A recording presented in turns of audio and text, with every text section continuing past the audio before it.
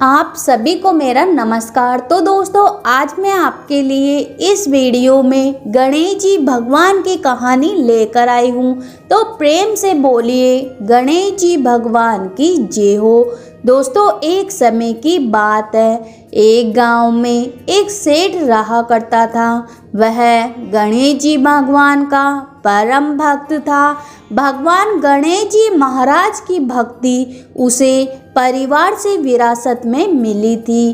वह रोजाना गणेश जी महाराज को भोग लगाता, आरती करता, उसके बाद ही वह कुछ खाया करता था।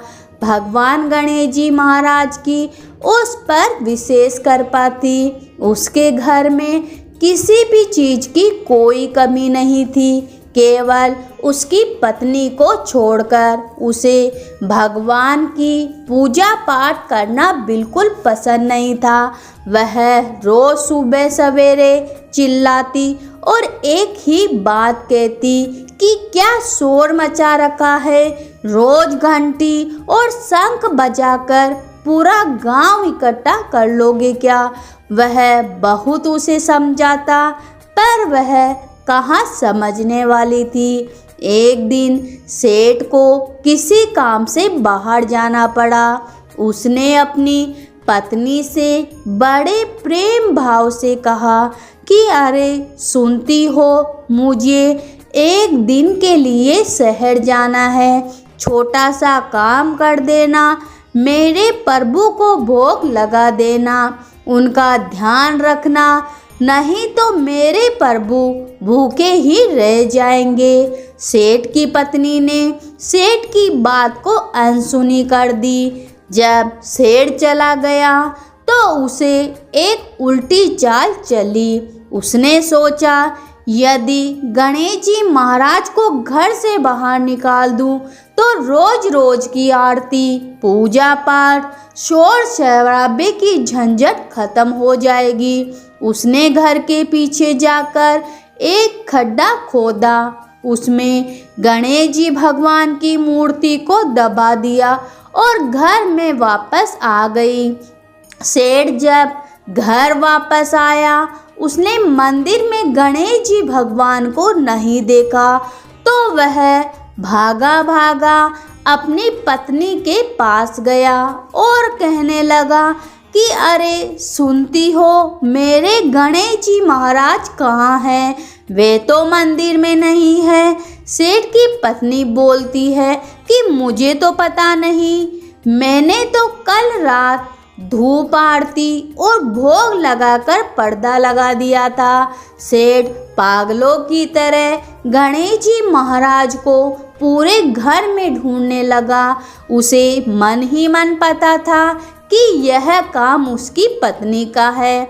उसे ही मेरी पूजा पाठ पसंद नहीं थी। उसने अपनी पत्नी से बोला, यदि मेरे गणेश जी महाराज नहीं मिले तो मैं खाना पीना सब कुछ छोड़ दूंगा। उसकी पत्नी को लगा कि एक दो दिन नाटक करेंगे, उसके बाद सब ठीक हो जाएगा। सेठ को रोते बिलखते 7 दिन हो गए।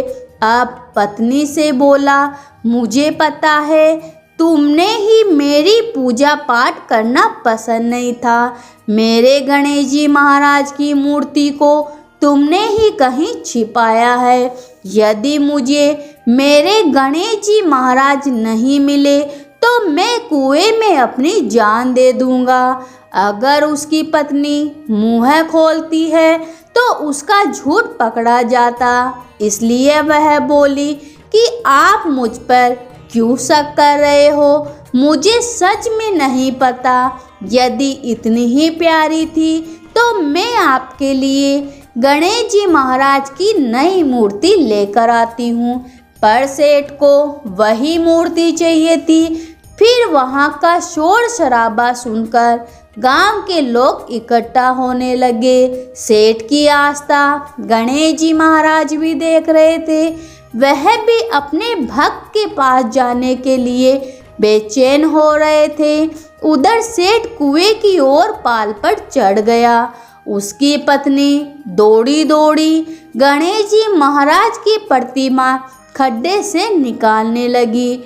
पर गड्ढे में गणेश जी महाराज की प्रतिमा तो थी ही नहीं, क्योंकि गणेश जी महाराज अपनी प्रतिमा स्वयं निकाल लिए थे। गणेश जी महाराज बालक के रूप में आए और अपनी प्रतिमा निकालकर सेठ के पास जा पहुँचे और बोले कि काका, यही प्रतिमा है, आप इसे ही ढूंढ रहे हो क्या? सेठ ने पीछे मुड़कर देखा तो एक सुंदर बालक के हाथ में उसके गणेश जी महाराज थे। वह पाल से नीचे उतरा और गणेश जी महाराज को गले से लगाया। रोते रोते स्नान करा रहा था और भगवान को मंदिर में स्थापित किया। वह बालक उसकी पत्नी की तरफ देखकर मुस्कुरा रहा था।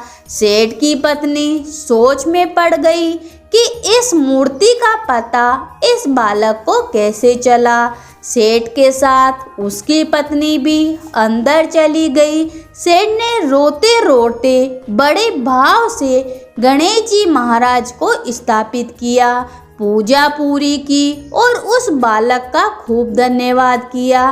बालक, जो कि स्वयं भगवान थे, वह बोले कि काका, क्या मुझे भोग नहीं लगाओगे?